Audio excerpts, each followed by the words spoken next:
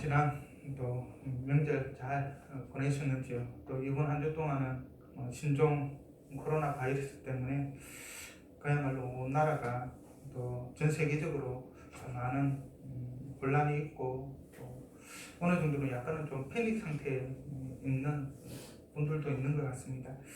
우리는 하나님을 믿는 그 믿음 가운데에서 좀 편안한 마음을 좀 가지며 좀 지냈으면 좋겠고, 또 개인적으로 또 위생관리를 잘 함으로써 또 이런 또 질병으로부터 좀 벗어날 수 있기를 또 우리 하나님께서 그렇게 또 우리를 지켜주실 수 있도록 또 기도했으면 좋겠습니다. 많은 경우에 사람들은 환경의 지배를 받죠. 자신이 처한 환경이 어려울수록 낭만하기도 하고 괴로워하기도 하고 자포자기하기도 합니다. 물론 그렇지 않은 사람들도 있습니다. 오히려 환경이 어려울수록 더욱더 투지를 불태워서 그것을 극복해 나가는 사람들도 있죠. 물론 그런 사람들은 그렇게 많지는 않습니다. 상대적으로 오히려 상황이 어려울수록 그 삶을 포기하는 그런 경우가 더 많이 있죠. 어떤 일에 대해서 설마 할 수 있겠어? 그것은 절대 불가능해 라고 부정적인 생각을 가지는 가장 큰 이유는 환경과 여건이 안 되는 그러한 상황 가운데에서 어떤 일을 하고자 하기 때문입니다. 일례로 이스라엘 백성들이 출애굽 시에 애굽에 임한 10가지 재앙과 홍해를 건너는 기적을 경험하고 그 외에도 광야 40년 동안 수많은 기적을 경험하였음에도 불구하고 마실 물이 없다고 하나님을 원망하고 고기를 먹지 못한다고 고기를 먹었던 애굽의 종살이를 하였던 그때를 그리워하였던 것은 광야라고 하는 그 환경만을 보았기 때문이죠.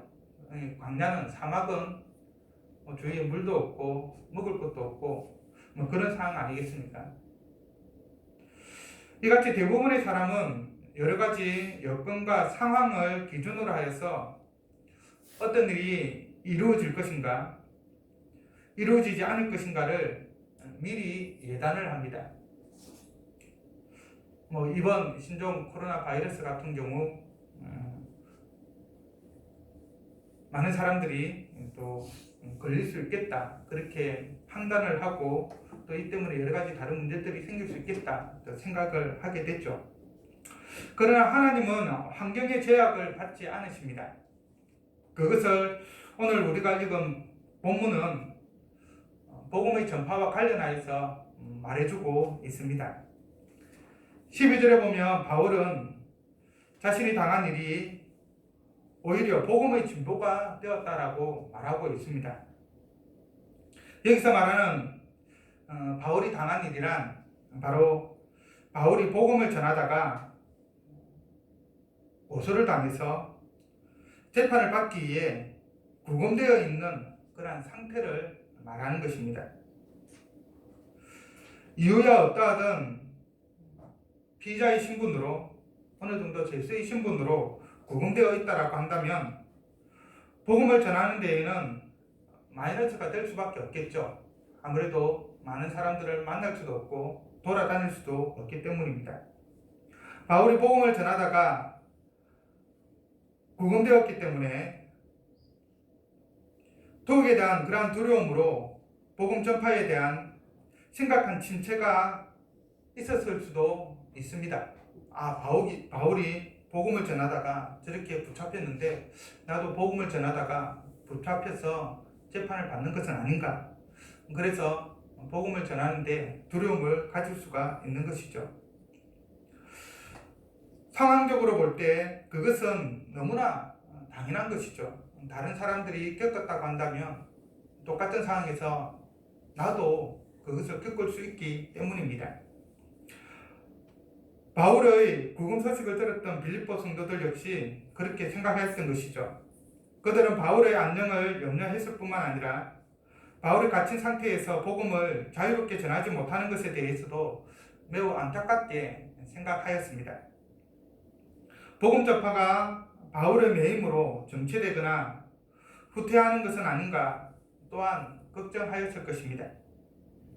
하지만 바울의 당한 일, 곧 매임은 복음의 정체로, 복음의 침체로, 복음의 후퇴로 작용하지 않았습니다. 복음의 진보라는 말이 말해주듯이 바울이 당한 일은 오히려 하나님의 복음을 전하는데 유익이 되고 도움이 되었습니다. 사람의 일은 상황과 여건에 따라 좌우되는 경우가 거의 대부분이죠. 하지만 하나님의 일, 곧 복음의 전파는 상황에 따라서 좌우되지 않습니다. 오히려 교회의 역사가 보여주듯이 상황이 어렵고 여건이 안 될수록 더 큰 진전을 보이고 있었습니다. 당시는 로마 시대였는데 그 이방의 신들이 많이 있고 다신교가 일반화되어 있는 바로 그때에 하나님의 복음의 진리가 세계 곳곳으로 뻗어나갔고 결국은 온 로마 제국을 복음화하는 국교화되는 그러한 일들이 일어났었죠. 복음을 막을 수 있는 것은 어떤 것도 없습니다. 왜냐하면 복음 전파는 하나님께서 인간을 수단으로 우리 하나님이 직접 하시는 일이기 때문입니다.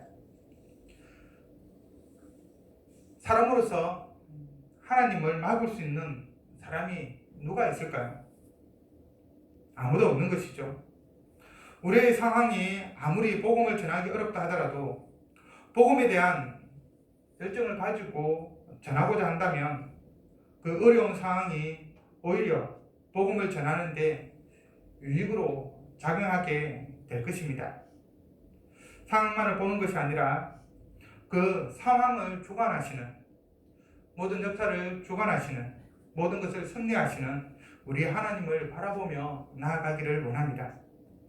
바로 그럴 때 신부러운 방식으로 우리 하나님께서 우리 가운데 역사하심을 우리가 경험하게 될 것입니다.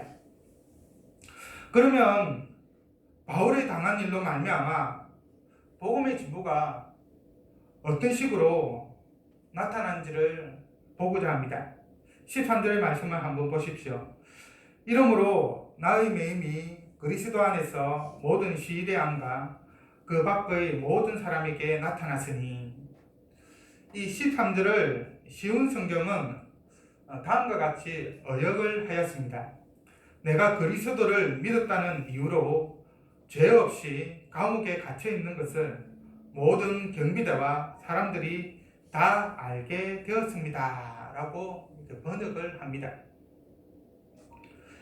그리고 영어 성경인 NIV는 결과적으로 내가 그리스도를 위하여 매여 있다는 것이 온 시대와 다른 모든 사람들에게 명확하게 되었습니다. 라고 그렇게 번역을 하고 있습니다. 이것은 바울이 사도행전 28장의 마지막에 보면 갇혀서 가택연금을 당하였는데 약 2년 가까이 가택의 연금을 당하였습니다. 재판을 받기 위해 가택에 연금되어 있는 것이죠. 바로 그때에 그를 지키고 있었던 모든 시위대, 곧 군인들 또는 로마의 고위 인사들과 기타 많은 사람들이 이 바울은 정치적인 매우 중대한 범죄를 지은 죄인이 아니라 아무런 죄가 없는데 단지 예수 그리스도를 전하였기 때문에 모함을 받아서 이렇게 갇혀 있는 것이다 라고 하는 그러한 사실을 그들이 알았다라는 말입니다. 추측건대 가택연금을 하고 있었으니까 그 주위를 지키고 있었던 군사들이 있었겠죠. 그를 지키던 그 군사들과 또한 다른 사람들은 이 집 간접적으로 바울로부터 예수 그리스도에 대한 복음을 들었을 것이고, 그중 많은 사람들은 아마 이 바울의 전도를 받고 예수 그리스도를 믿었을 것입니다. 바울은 바로 그 사실을 두고 나의 매임이 그리스도 안에서 나타났다라고 표현을 하고 있는 것입니다. 아주 어려운 상황 가운데 있어도 그가 하나님으로부터 받았던 사명인 이방인의 사도로서의 역할들을 계속 감당하고 있고 로마에 와서도 이 하나님의 복음을 전하고 있는 것이죠. 복음이 전해질 것 같지 않은 그러한 상황에서도 복음은 그 상황을 뛰어넘어 역사하였습니다. 이전에 한번 훨씬 이전에 바울과 실라가 또 감옥에 한번 갇혔던 적이 있었죠. 사도행전에 보면 그 기록이 나와 있는데요. 바로 이 바울과 실라가 감옥에 갇혀 있었을 때에 그들은 간수와 그의 가족들에게 복음을 전하였었습니다. 감옥에 갇혔어도 전도하는 그 일들을 그만두지 않았던 것이죠. 바로 그때처럼 지금도 바로 같은 임금 중인 지금도 바울은 그와 접촉하는 모든 자들에게 자신의 상황과 상관없이 자신이 전하였던 예수 그리스도의 복음을 전하였던 것입니다. 하나님의 역사는 상황에 좌우되지 않습니다. 상황과 여건이 불가능해 보인다 하더라도 하나님을 의지하는 가운데 우리가 할 수 있는 일들을 최선을 다해서 해나간다고 한다면 바로 그 불가능한 상황 가운데서도 하나님께서는 우리를 통해서 그 일을 우리가 알 수 없는, 이해할 수 없는 그런 아주 놀라운 신비한 방식으로 이루실 것입니다. 우리가 이루는 것이 아니라 하나님이 이루시는 것이죠. 우리는 수단이 될 뿐입니다. 도구가 될 뿐입니다. 환경과 여건에 낭망하지 말고 환경과 여건을 뛰어넘어 역사하시는 우리 하나님을 믿는 그 믿음으로 주어진 자리에서 최선의 삶을 살아나가기를 바랍니다. 바로 그때 하나님이 우리를 통해서 역사하십니다.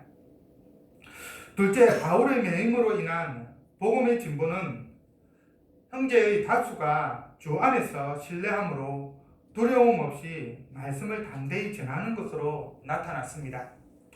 14절의 말씀을 보십시오.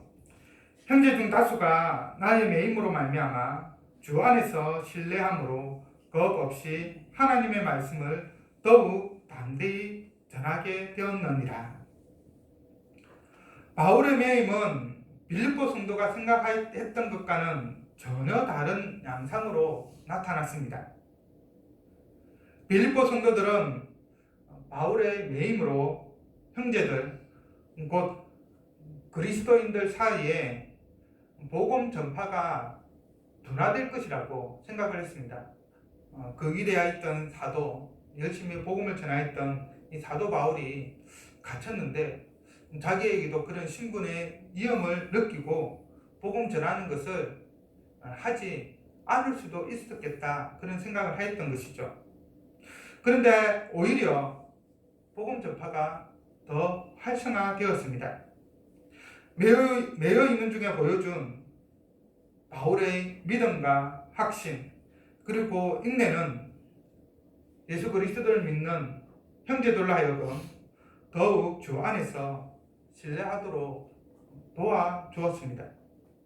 이전에 그들이 확신을 갖지 못했던 이유가 무엇이었던 간에, 즉 용기를 내어 말하기를 두려워하였든지, 바울과 같은 담대함이 없어서 선교 사역을 바울에게만 전적으로 맡겼든지, 또는 하나님께 대한 믿음이 대가를 치를 만한 가치가 있는지 의심이 들었든지 간에 그들은 그 가침 중에도 바울의 믿음을 보았고 그것이 그들 자신의 믿음을 더욱 굳세게 했으며 박해와 고난에 대한 두려움을 극복하도록 했고, 그래서 바울을 보면서 이전보다 더 담대히 복음의 비밀을 전하게 되었던 것입니다.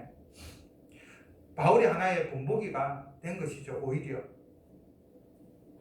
인간적으로 생각할 때 바울의 매임은 복음이 전파되는데 방해가 될 뿐입니다. 하지만 하나님은 다른 방법으로 바울의 매임을 복음의 진보가 되게 하셨습니다. 로마서 8장 28절의 말씀을 여기에 인용해 본다면 모든 것이 합력하여서 선을 이룬 것이죠. 우리에게 악한 것이라 할지라도, 우리에게 좋은 상황이 아니라 할지라도 그것조차도 사용하셔서 당신의 일을 이루시는 것입니다. 바울 자신에게 매임은 어떤 의미에서 마이너스로 작용했었겠죠.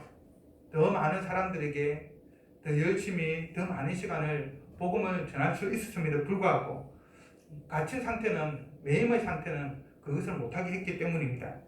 하지만 다른 그리스도인들에게는 복음의 열정을 회복하게 하는 그런 계기가 되었습니다. 하지만 바울은 자신의 매임과 관련하여서 두 종류의 복음 전하는 자들이 있음을 말하고 있습니다. 15절에서 보여지듯 한 부류는 투기와 분쟁으로 복음을 전하는 자들이고, 한 부류는 착한 뜻으로 복음을 전하는 자들입니다. 투기와 분쟁으로 복음을 전하는 자들은 바울을 인정하지 않고 바울에 대해 부정적으로 생각하는 사람들입니다. 투기와 분쟁을 영어 번역 성경을 보면 시기와 경쟁으로 번역을 하고 있습니다. envy와 rivalry로 번역을 하고 있는 것이죠. 따라서 이들은 바울에 대해서 시기하고 바울을 경쟁자로 생각하는 자들이었습니다. 함께하는 동력자가 아니라 어떤 보면 적으로서 대하고 있었다라고 볼 수가 있는 것이죠. 따라서 이들은 바울에 대해 시기하고 바울을 경쟁자로 생각하면서 여러 가지 또 교회의 일들을 감당하였던 것이죠. 17절을 보면 다음과 같이 기록되어 있습니다. 그들은 나의 매임에 괴로움을 더하게 할 줄로 생각하여 순수하지 못하게 다툼으로 그리스도를 전파하느니라. 여기서 순수하지 못하게 다툼으로란 바로 불순한 동기 또는 개인적인 그러한 야망을 가지고 어떤 일을 했다라는 뜻입니다. 이는 그리스도를 전하는 그들의 동기가 얼마나 잘못되었는지를 우리에게 말해주고 있죠. 이들은 그리스도를 전하는 것을 하나님의 일을 하는 것, 하나님의 나라를 확장하는 것으로 생각하기보다는, 그래서 정말로 하나님을 위해서 내가 이 일을 한다, 그런 생각보다는 단지 바울을 더 괴롭게 하기 위해서, 감옥에 지금 같은 연금되어 있는 그런 상태에서 얼마나 힘들겠습니까? 더 바울을 힘들게 하기 위해서, 교회에서 자신의 입지를 더 높이기 위해서, 자신을 더 드러내기 위해서 바로 이 복음을 사용을 하였던 것입니다. 이들은 바울이 자리를 비운 그곳에서 자기들의 이름을 내기를 바랐습니다. 아마 그들은 사람들의 시선이 바울에게서 자기들에게로 쏠리게 하고 애쓰면서 대단히 유명해지기를 바랐을 것입니다. 심지어 이들은 자기들이 교회를 개척하고 핵심자들을 얻은 일로 바울이 불쾌해져서 한층 더 낙담하기를 바랐을지도 모르겠습니다. 이들은 바울을 미워하는 마음으로 바울을 깎아내리고 자신들을 높이기 위해 복음을 전하였습니다. 이들은 바울에게 반발했고 전도를 통해서 바울의 영향력을 약화시키려고 했습니다. 그래서 바울은 18절에서 이들이 그리스도를 전하는 것과 관련된 이 복음 전파를 두고 거칠애로 하는 것이라고 평가를 하고 있습니다. 그러나 이들이 바울에 대해 적대적이었고 바울을 시기했으며 바울을 인정하지 않았음에도 불구하고 아이러니한 것은 그들이 전하는 그 메시지, 그리스도를 전하였다라고 했을 때 그 메시지는 교리적으로 신학적으로 매우 건전하였다라는 사실입니다. 그래서 바울은 18절에서 전파되는 것은 그리스도니 이로써 내가 기뻐하고 또한 기뻐하리라 라고 말하고 있는 것입니다. 그러나 그럼에도 불구하고 바울은 자신이 기뻐한다고 해서 이 투기와 분쟁과 다툼과 거칠애로 복음을 전하는 자들이 아무 문제 없다라고 그렇게 여기지는 않습니다. 왜냐하면 투기와 분쟁과 다툼과 거칠애는 신앙생활에 있어서 나쁜 영향을 주거나 위협을 주기도 하는 여러 가지 악덕의 목록 가운데에서 발견되는 덕목이기 때문입니다. 로마서 1장 29절에도 나타나고 고린도후서 12장 20절에도 나타나며 디모데전서 6장 4절에도 이 부분이 나타납니다. 결국은 제대로 된 그리스도인의 모습은 아니라는 것이죠. 그래서 바울은 투기와 분쟁과 다툼과 거칠애로 복음을 전하는 자들을 기뻐한 것이 아니라 복음이 전파되는 것으로 인해서 기뻐했습니다. 바로 그들을 통해서 많은 사람들이 예수 그리스도에 대해서 알게 되고 복음 믿고 구원받는 그 사실을 통해서 기뻐한 것이지, 그 사람들, 그 거칠애와 다툼과 시기와 분쟁으로 전하는 그 사람들을 기뻐한 것은 아니라는 것이죠. 한편 착한 뜻으로 복음을 전하는 자들은 16절의 말씀에 따르면 바울이 복음을 위해 세움받은 자로 인정했고 그를 하나님의 사도로서 매우 사랑하였습니다. 이들은 바울이 복음을 전하다가 갇혔다라고 하는 그 사실을 분명히 알았습니다. 그래서 그들은 바울을 사랑하는 마음으로 바울의 그 선교 사역을 자신들이 담당하기 위해서 복음을 이전보다 더 열심히 전하였습니다. 지금 현재 바울이 그 역할을 하지 못하기 때문에 우리가 바울 사도의 역할을 감당하자, 그렇게 의기분투하였던 것이죠. 여기서 착한 뜻이란 선한 의지, 순수한 동기, 기쁨 등을 의미합니다. 결국 이들은 복음 자체를 위해서 일했고 그것을 수단으로 자신을 과시하거나 자랑하거나 유명해지려고 하지 않은 것이죠. 복음이 목적이었지 자신이 드러나는 것이 목적이 아니었고 사도 바울을 힘들게 하는 것이 목적이 아니었습니다. 교회에 자신의 영향력을 과시하기 위한 수단으로 이것을 또한 이용하지 않았죠. 그렇기 때문에 18절에서 바울은 이들의 복음 전파를 참으로 하는 것이라고 평가를 하고 있습니다. 거짓됨이 없고 거칠애가 아니라는 것이죠. 15에서 18절의 말씀은 그런 점에서 우리의 신앙생활에도 많은 통찰력을 제공해 줍니다. 예를 들어서 그리스도를 전파하는 것과 관련하여서 이 문구에 여러 가지 신앙생활과 관련된 내용들을 한번 대입해 보면 될 것 같습니다. 헌금생활이라든지 성경 읽기라든지 기도라든지 예배 참석이라든지 또 실질적으로 선한 일이라든지 어떤 교회에 봉사하는 일이라든지 여러 가지 것들을 대입해 볼 수 있겠죠. 그런 일들과 관련해서 혹 여러분들은, 우리들은 누군가를 시기하는 마음으로, 또 경쟁하는 마음으로, 자신을 드러내고 싶은 마음으로, 다른 누군가를 괴롭게 하려는 마음으로, 순수하지 못한 동기로 거칠애로 행하고 있지 않은지 한번 돌이켜보기를 바랍니다. 그런 것 자체는 우리 자신을 위한 것이 되어야 되고 또한 하나님을 위한 것이 되어야 되겠죠. 참으로 정말 순수한 마음으로 하나님 나를 위해서, 하나님을 위해서 우리가 신앙생활을 해나가기를 간절히 바랍니다. 전에 있던 교회 목사님으로부터 들었던 이야기인데요, 좀 오해가 없기를 바랍니다. 이 교회 장로님 중 사업을 하는 장로님이 좀 계셨었습니다.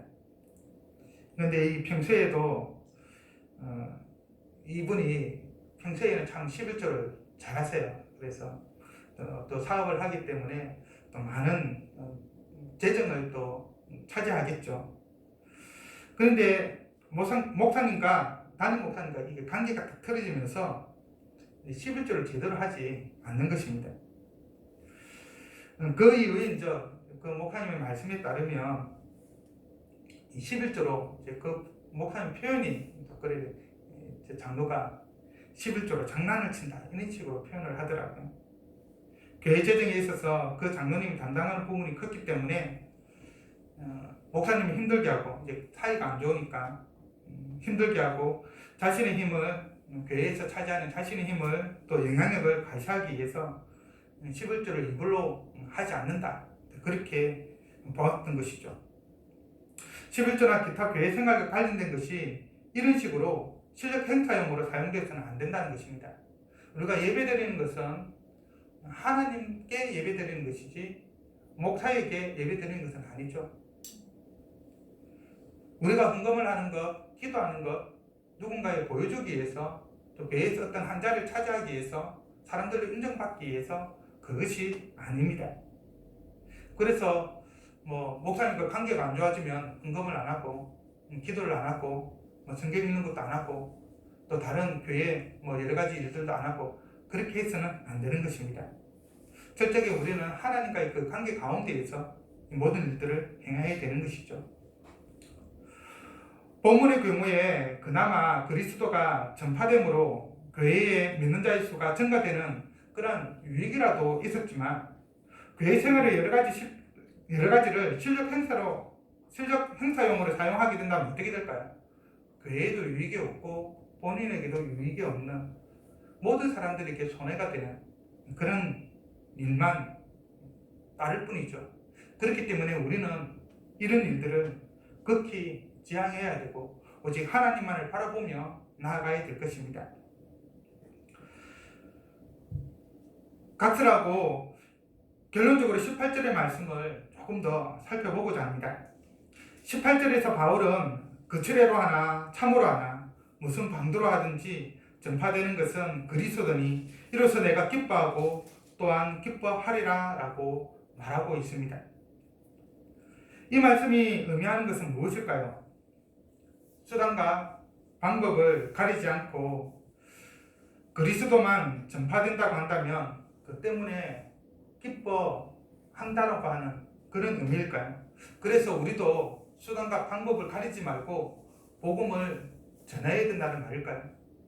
수단과 방법을 가리지 않고 신앙생활을 해야 한다는 그런 의미일까요? 결과만 좋으면 가정은 어떻든 아무런 상관이 없다는 말일까요? 목적만 이루어진다면 동기야 어떻든 어떤 수단을 사용해도 어떤 도구를 사용해도 상관없다는 그런 의미일까요?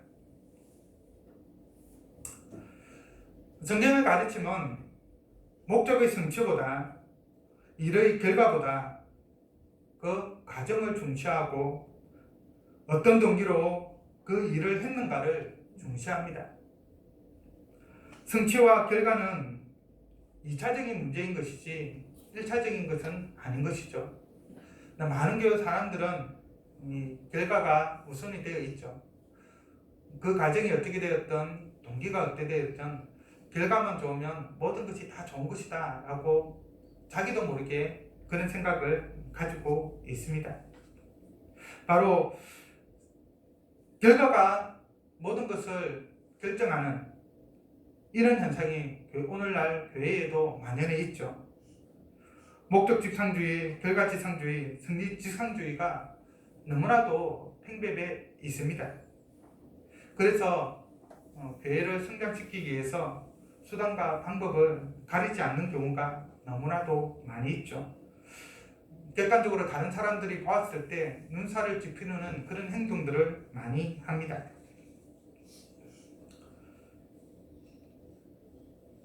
그 중에 하나가 헌금과 관련된 것일 것입니다.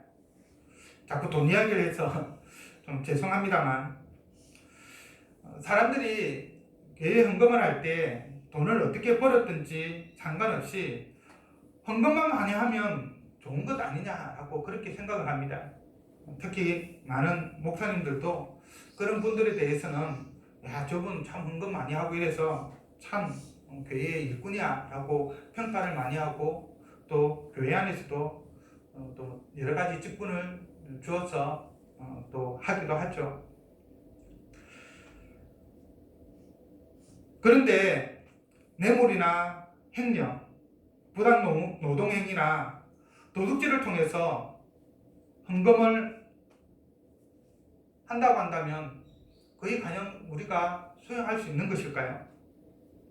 어떤 교회는 이런 것도 괜찮다라고 헌금만 많이 하면 됐지 이렇게 생각하는 경우도 있습니다. 많은 목사님들이, 성도님들이 11조를 하느냐 하지 않느냐에는 아주 민감하게 반응을 합니다. 그런데 돈을 어떻게 버는가에 대해서는 침묵하고 있죠. 폭력적이고 강대적인 방식으로 예수를 믿기만 하면 좋은 것이 아니냐고 말을 하기도 합니다. 오늘날 몇 년 전에도 그런 뉴스에도 나오고 그랬었는데요. 한국 교회 선교사님들이 외국에 나가서 좀 이런 식으로 하는 경우가 좀 있었다고 합니다. 특별히 또 중세 때의 역사를 보면 더더욱 그러하죠. 믿지 않는 자들에게는 교회가 열려 있어야 한다고 해서 교회라고 하는 그 정체성조차 포기하는 경우가 참으로 많이 있습니다. 과연 사도 바울은 이렇게 해서 그리스도가 전파되는 것에 대해서도 과연 기뻐했을까요? 저는 학생컨대 그렇지 않다고 생각을 합니다. 결과보다 그 과정이, 그 동기가 훨씬 중요합니다. 본문의 경우는 이런 것과는 조금 범주가 다릅니다. 중요한 것은 그들이 투기와 분쟁과 순수하지 못한 다툼으로 그리스도를 전파하였다 하더라도 그리스도를 잘못 전파하지는 않았다는 것이죠. 그래서 바울은 자신이 이 일로 인해서 교회에서 자신의 지위가 낮아지든지 관심도가 떨어지든지 영향력이 없던 상관없이 전파되는 것은 그리스도이기 때문에 기뻐한다라고 강조해서 말하고 있는 것입니다. 그렇다고 시기와 경쟁심과 자기의 야망을 위해서 그리스도를 전해도 된다고 그렇게 주장하고 있는 것은 아닙니다. 바울은 단지 자신의 입장에서 자신이 조금 손해를 보더라도 그리스도가 전파된다고 한다면 그 손해를 감당하겠다는 것이지 그 이상도 그 이하도 아닌 것이죠. 위에서 제가 예를 든 것은 근본적으로 그리스도를 전파하는, 잘못 전파하는 문제를 어느 정도 내포하고 있습니다. 이와 같이 복음이 전파된다고 한다면 기독교는 무너지고 말겠죠. 기독교의 많은 부분이 윤리적인 부분과 연관성을 가지고 있는데 그 부분이 또한 무너진다고 한다면 기독교의 또 한 축이, 우리의 믿음의 한 축이 무너지고 마는 것이 될 것입니다. 말씀을 맺겠습니다. 하나님의 사랑을 받은 우리 성도 여러분, 하나님의 자녀된 자로서, 하나님 나라의 백성으로서 여러분들의 삶이 순전하기를 원하며 더불어 여러분의 모든 삶이 여러분 자신을 위해서도 또한 다른 모든 사람을 위해서도 복음에 유익이 되는 삶이 되기를 바랍니다. 올 한 해 저는 여러분에게 일어난 모든 일들 가운데에서 사도 바울이 고백하였던 것 같은 그런 복음의 진보가 나타나기를 간절히 소원합니다. 기도하겠습니다. 살가니가 풍성하신 여호와 하나님 아버지, 사도 바울이 메인 가운데에서도 하나님께서 역사하셔서 그것을 통하여서 복음의 진보가 일어났던 것처럼 올 한 해 우리의 삶이 어떠하든지 우리의 삶을 통하여서, 우리를 통해서 복음의 진보가 일어나기를 원합니다. 하나님께서 우리를 붙잡아 주시고 우리를 통해서 역사하여 주옵소서. 예수님의 이름으로 기도드립니다. 아멘.